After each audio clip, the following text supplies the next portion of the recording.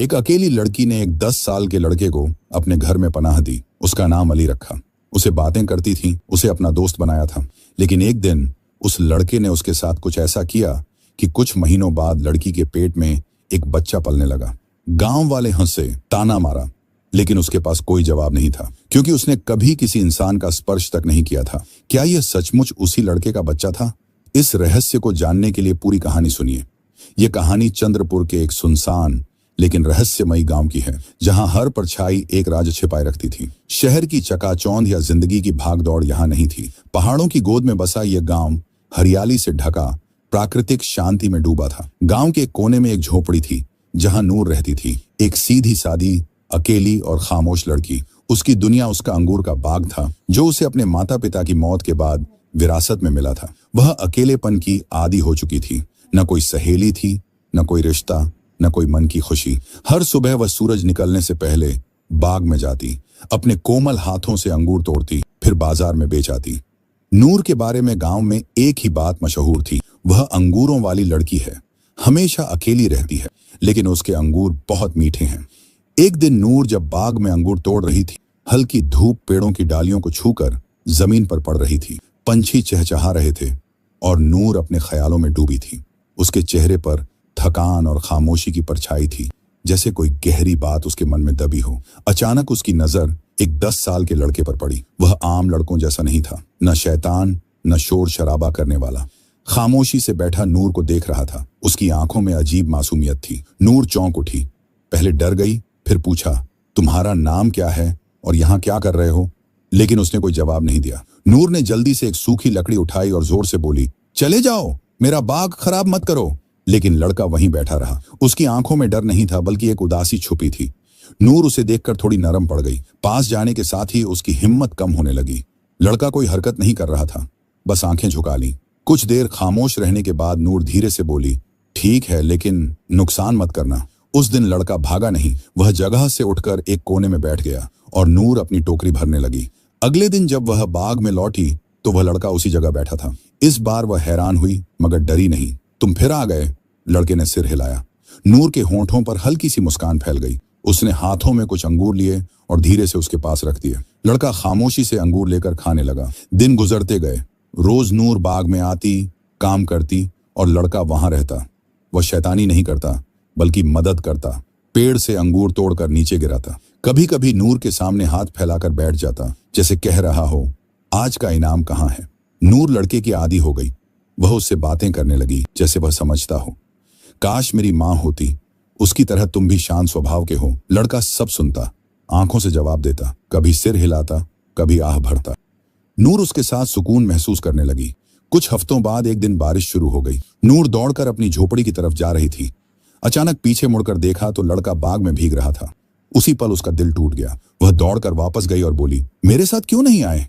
लड़का गीली आंखों से उसकी तरफ देखा, जैसे उसके वजूद में कोई राज छिपा हो। नूर ने उसका हाथ पकड़ा और बोली, चलो मेरे साथ घर चलो, तुम अब अकेले नहीं रहोगे। लड़के ने खामोशी से उसकी बात मान ली। अब नूर की झोपड़ी में अकेलापन नहीं था। लड़का उसके साथ रहता, कोने में बैठा रहता।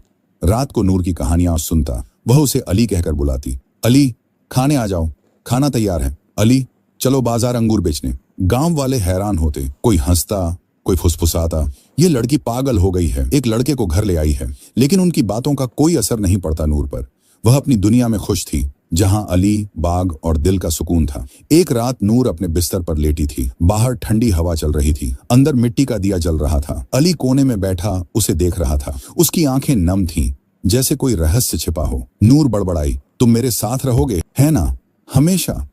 अली ने सिर हिलाया। नूर सो गई।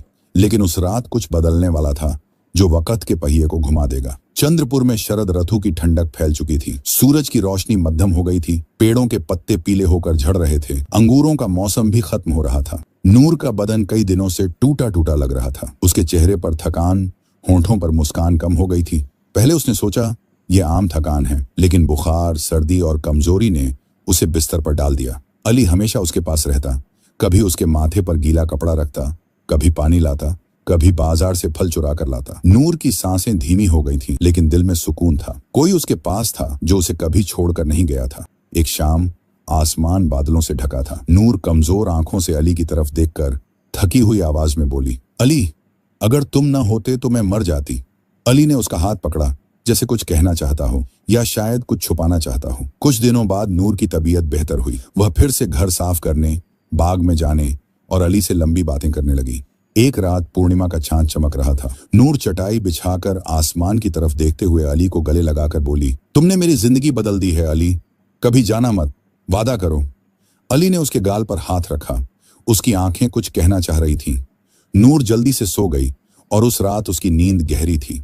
रात के आखिरी पहर में बाहर खामोशी थी, हवा थम गई थी, दिए की लौ मध्यम हो गई थी। नूर गहरी नींद में थी, शायद सपने में या ऐसी हकीकत में जिसके बारे में उसे कोई इल्म नहीं था। अली उसके पास आया। उसकी आंखों में कुछ बदल गया था। उसका बर्ताव अलग सा हो गया है। उसने नूर के माथे पर हाथ रखा, फिर कुछ ऐसा किया जिसका नूर को कोई अंदेशा नहीं था। सुबह नूर की आंखें खुली, बदन थका हुआ लग रहा था, जैसे उसने लंबा सफर तय किया हो। उसने कुछ महसूस किया, लेकिन उसे अहमियत नहीं दी। उसका दिल फिर भी शांत था। अली उसके पास था, वह अकेली नहीं थी। महीने गुजर गए। वक्त खामोशी से चल रहा था, जैसे गहरे राज लिए हों। नूर के शरीर में अजीब बदलाव आने लगे। सुबह उल्टी, कमजोरी, सीने में बेचैनी। पहले उसने सोचा शायद फिर से बीमार हो गई, लेकिन एक दिन वह बेहोश हो गई। गांव के एक हकीम को बुलाया गया। उन्होंने नब्ज जांची और बोले, तुम मां बनने वाली हो। 4 महीने गुजर चुके हैं। नूर के कानों में जैसे बिजली गिरी। क्या कहा? हकीम नरम आवाज में बोले, हाँ बेटी, तुम हामिला हो। हक्की बक्की नूर बोली, लेकिन मैं तो कभी किसी के पास नहीं गई, किसी को छुआ भी नहीं। हकीम खामोशी से देखकर बोले, कभी कभी किस्मत ऐसा कुछ लिख देती है जो अक्ल नहीं समझती। नूर घंटों आईने में खुद को देखती रही। उसके हाथ बार बार पेट पर जा रहे थे। आंखों में आंसू, दिल में झकम और मन में बस एक ही सवाल, ये बच्चा किसका है? उसने सब पर शक किया, फिर नजर अली पर पड़ी। वह उसके सामने बैठा था, खामोश मासूम आंखों से देख रहा था। लेकिन पहली बार नूर की आंखों में शक जागा। क्या तुम? उसकी आंखों से आंसू झरे। अली ने सिर झुकाया। नूर चीख उठी, तुमने मेरी इज्जत खराब की है, तुम मेरे अकेले दोस्त थे। अली खामोशी से खड़ा रहा। नूर चीखी, निकल जाओ मेरे घर से अभी। अली दरवाजे के पास गया, एक बार पीछे देखा, फिर निकल गया। वह दरवाजे के बाहर बैठा रोता रहा, हर रात हर दिन। लेकिन नूर ने दरवाजा नहीं खोला। नूर बाहर जाती, अंगूर तोड़ती, बाजार में बेचती, लेकिन अंदर ही अंदर वह टूट चुकी थी। गांव वालों की नजरें बदल गई थीं। कोई सवाल करता, कोई हंसता, कोई खामोशी से तमाशा देखता। अली अब बाग में नहीं घूमता था, वह नूर के दरवाजे की परछाई में बैठा रहता। एक दिन नूर दरवाजे के पास जाकर बोली, क्या तुमने मेरे साथ ऐसा किया जो नहीं करना चाहिए था? अली ने कुछ नहीं कहा, बस आंखें बंद करके सिर झुका लिया। यही नूर के लिए काफी था। वह चीख उठी, निकल जाओ, तुमने मुझे तबाह कर दिया। अली पीछे हटा, आंगन में बैठा रहा। नूर ने उस पर पानी उछाला, लकड़ी से मारा, यहां तक कि उसे घर से निकाल दिया। लेकिन अगले दिन अली फिर वापस आ गया। हर दिन वह दरवाजे पर बैठता और नूर चीखती, लेकिन दरवाजा नहीं खोलती। गांव की पंचायत में इस बारे में बात हुई। मौलवी, नंबरदार और बूढ़े बोले, यह लड़की गांव की इज्जत खराब कर रही है, बिना शादी के बच्चा, इसे गांव से निकाल देना चाहिए। नूर को कहा गया, बच्चे के बाप का नाम नहीं बताओगी तो तुम्हें गांव से निकाल दिया जाएगा। नूर खामोश रही। कुछ औरतें उससे मिलने आती थीं, कोई दया की नजर से, कोई क्यूरोसिटी से। एक ने कहा, अगर तुम किसी मर्द का नाम बता देती तो कम से कम बच्चा जायज होता। नूर की आंखों में आंसू थे। मैं झूठ नहीं बोल सकती, मैं बस इतना जानती हूं, जो हुआ वो मेरी समझ से बाहर है।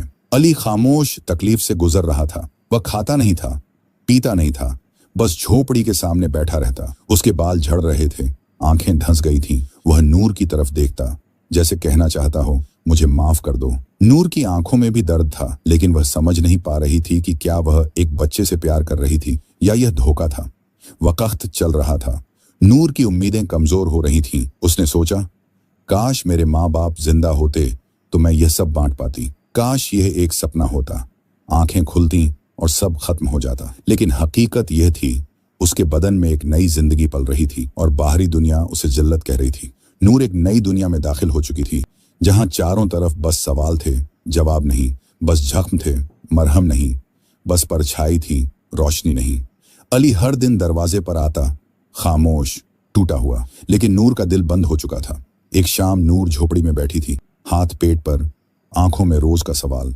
दरवाजे पर आवाज हुई। वह समझ गई अली आया है। वह उसे इग्नोर करती थी, लेकिन मन ही मन एक अनजाना डर पैदा हो गया था। क्या वह सचमुच बस एक लड़का था? उस रात गांव में एक अनजाने मौलवी आए। वह एक बूढ़े खामोश स्वभाव के इंसान थे, जिनके चेहरे पर इल्म की छाप थी। उन्होंने नूर की झोपड़ी के सामने आकर कहा, बेटी, मुझे कुछ कहना है जो तुम्हारी किस्मत बदल सकता है। नूर हैरान हुई। मौलवी बोले, तुम जिस लड़के के साथ रहती थी वह लड़का नहीं था, एक शापित जिन्न था। नूर की आंखें फैल गईं। ये क्या कह रहे हैं? वह तो एक बच्चा था। मौलवी ने सिर झुकाकर कहा, नहीं बेटी, बहुत साल पहले एक नौजवान ने एक बिल्ली को मार दिया था। सोचा था यह सिर्फ एक जानवर है, लेकिन वह एक जिन्न का बच्चा था। जिन्न ने उसे शाप दिया था, उसे अदृश्य जिन्न बना दिया था, जिसे कोई देख या बात नहीं कर सकता था। लेकिन उसके एक अच्छे काम के लिए जिन्न ने उसे एक मौका दिया था। सिर्फ एक औरत उसे देख और बात कर पाएगी, और जिस दिन उस औरत से उसका सच्चा रिश्ता बनेगा, उस दिन वह फिर से इंसान बन जाएगा। वह औरत तुम हो।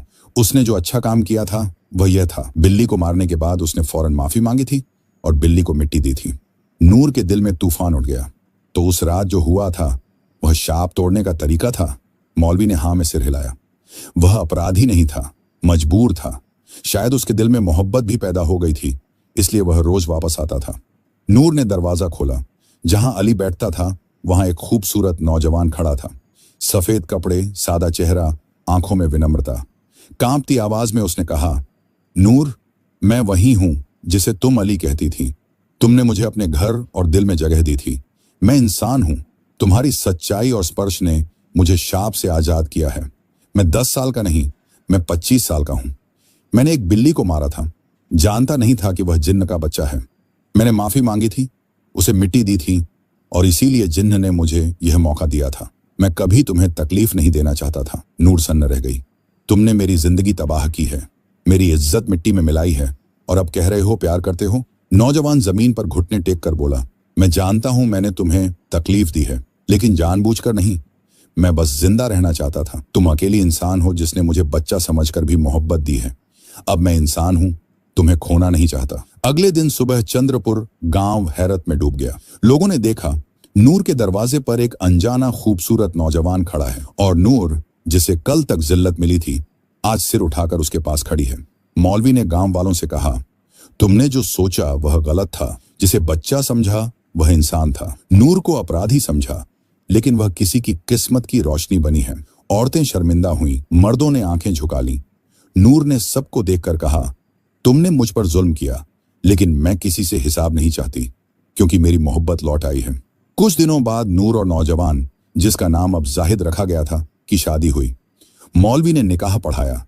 जिन्होंने उसे ताना मारा था उन्होंने दुआ दी। शादी के बाद जाहिद ने नूर का हाथ पकड़कर कहा, तुमने मुझे रिहाई दी है, मैं तुम्हें जिंदगी दूंगा। नूर की आंखों में आंसू थे, लेकिन उनमें अब दर्द नहीं, खुशी छुपी थी। कुछ महीनों बाद नूर ने एक खूबसूरत बच्चे को जन्म दिया। गांव में पहली बार एक कुंवारी मां के बच्चे को इतना सम्मान मिला। बच्चा मोहब्बत, त्याग और माफी का प्रतीक था। जाहिद हर दिन अंगूर के बाग में काम करता, नूर उसके साथ रहती। झोपड़ी अभी भी थी, लेकिन उसमें अब अकेलापन नहीं था, मोहब्बत थी। शाम के वक्त सूरज की नारंगी रोशनी अंगूरों पर चमक रही थी। नूर और जाहिद अपने बच्चे के साथ बैठे थे।